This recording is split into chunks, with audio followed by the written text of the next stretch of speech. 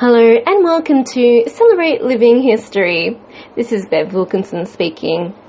Today is the second day of 2019. To celebrate, we are sharing stories from the Celebrate Living History website written by our interns over the past few years. Today, we feature Stella Wilkie, 100 Years and Counting by Kate Grant. Stella Wilkie was born on December 6, 1915, making her the grand age of 100 and only halfway to 101. Having never met someone of Stella's age, I wasn't quite sure what to expect when I went for a visit at her nursing home in Merimbula. When I arrived, the nurse and I went looking for Stella in her room, but it was empty. She wasn't sitting inside watching television with the other residents. Instead, we found her outside, enjoying the sun by herself. I asked her about the letter of congratulations she'd received from the Queen for her 100th birthday. She was quick to her feet, ready to take me to her room to show me the letter she was proud of. Within the first minute conversation, it was clear her mind was as sharp as ever, and she was most definitely the boss. I'm the boss when I'm around, but you have to learn that you can't be bossy till you've grown up. You've got to be sensible and have common sense. If you're not sure, go to a person that is sensible and knowledgeable. If I was ever unsure about anything, I'm sure Stella would have a few wise words to say about it.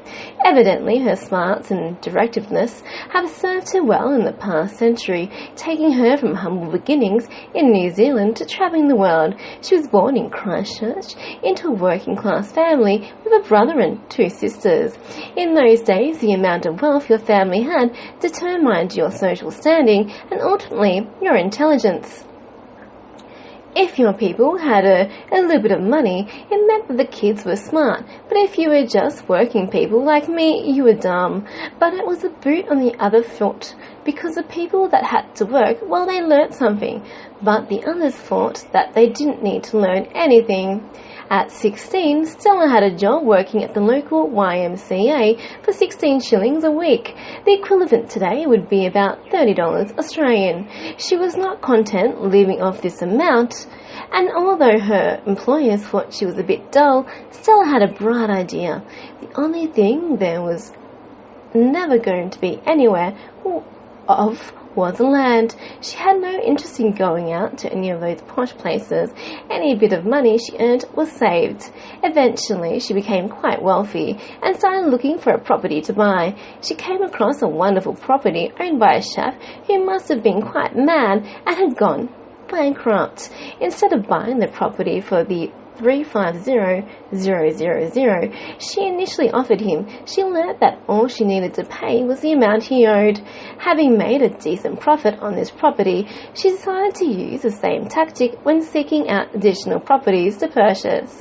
I started to think I was not so dumb. Starting off poor, I got the idea that, you didn't go silly with money. Having become a success in New Zealand, Stella decided she'd travel the world. There's not many places she hasn't been in her life. The list includes, but is not limited to, Greece, Spain, Russia, Germany, and Italy. She always travelled by ship, never by plane, and always first class. She was particularly fond of Greece and visited many times. She recalls some friends she met there, including a Greek boy who said to her, "Oh, your father must have been the baker. He made a very good cake." To which she replied, "Well, you're not even getting breadcrumbs." She was quite proud of her collection of Warcroft pottery, which she sourced direct from the factory, so she knew exactly what she was getting. Once she heard that King Henry V had this pottery in Buckingham Palace, she had to have some, she said. Despite her wealth, she'd opt to stay in small bed and breakfasts for a month at a time while she travelled. Not only did this help out the poorer families in the region, but she was able to learn about their way of life. When the family's kids were sensible enough, she sent them off to New Zealand to broaden their education. One of her earliest memories Stella has is of her mother, whom she got on very well with. She was always fond of and respected her. She was a lovely little person. She had to be. I wouldn't have had her for my mother. Stella has always been headstrong, even as a child. I remember my mother said to me, I've never known a kid that answered back the way you do. And I remember saying, I'm not answering back, I'm just telling you. These days you wouldn't expect anything less of her. When she learned I would be travelling to Europe at the end of the year, she had some sound advice, which was to use your common sense and keep your legs closed. In 100 years of worldly adventures and business success, what Stella values the most is telling the truth, good or bad. Being such a straight shooter has earned her the respect of her peers across the globe.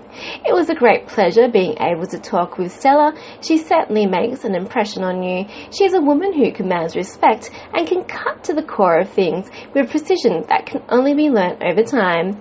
A sign of a great person is to be remembered, and I think a lot of people will remember Stella.